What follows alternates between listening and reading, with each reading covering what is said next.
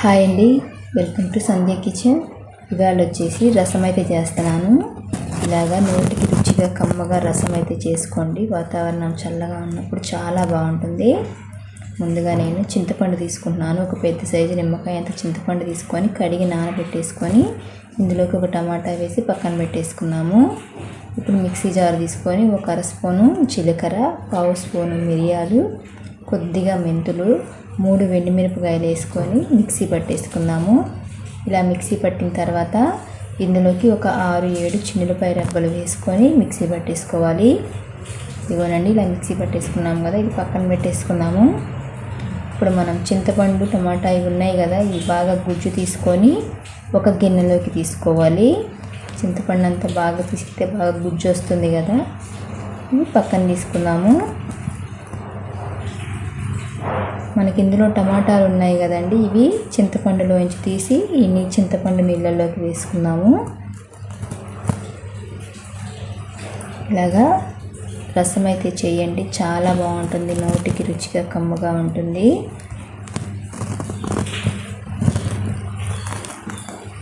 ఇప్పుడు ఇందులోకి మనం పులుపుకు తగ్గట్టు నీళ్లు వేసుకోవాలి. నేనైతే 2.5 గ్లాసుల నీళ్లు వేస్తున్నాను. పక్కన పెట్టేసుకొని గ్యాస్ ఆన్ చేసుకొని ఒక గిన్నె పెట్టుకున్నాము. ఇందులోకి ఒక స్పూన్ ఆయిల్ వేసుకొని పావు స్పూన్ ఆవాలు, ఒక అర స్పూన్ జీలకర్ర, 4 వెండిమిరపకాయలు తుంచి వేసుకున్నాము. ఒక టమాటో చిన్న ముక్కలుగా కట్ చేసుకొని వేసుకున్నాము. ఒక 2 రెమ్మల కరివేపాకు వేసుకున్నాము. ఇదంతా కొంచెం కలుపుకొని మనం మిక్సీ పట్టుకున్న జీలకర్ర ఈ పొడి ఉంది కదా, ఇందులోకి వేసుకొని కొంచెం వేయించుకుందాము. ఇలాగ వేగిన తర్వాత కొత్తిమీర తీసుకున్నామండి. సన్నగా కట్ చేసుకున్న కొత్తిమీర కూడా ఇందులోకి వేసుకున్నాము. ఇలాగ వేసుకొని చింతపండు గుజ్జు ఉంది కదా, ఇప్పుడు ఇందులోకి వేసుకున్నాము. కొద్దిగా పసుపు,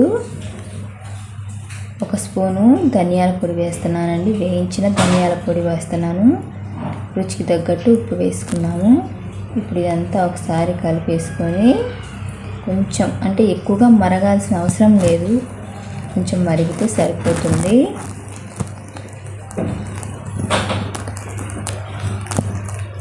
ఒకసారి ఉప్పు చూసుకొని సరిపోకపోతే మళ్ళీ వేసుకోవచ్చు.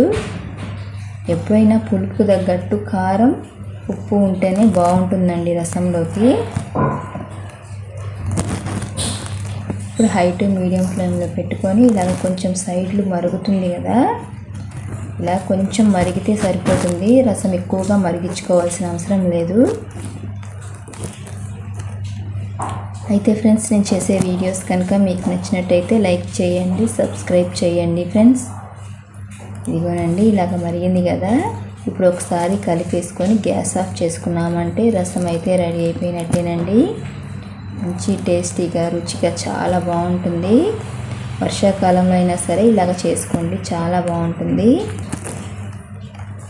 అంతేనండి. ఈ వీడియో కనుక మీకు నచ్చినట్టయితే లైక్ చేయండి, షేర్ చేయండి, కామెంట్ చేయండి, సబ్స్క్రైబ్ చేయడం మాత్రం మర్చిపోకండి.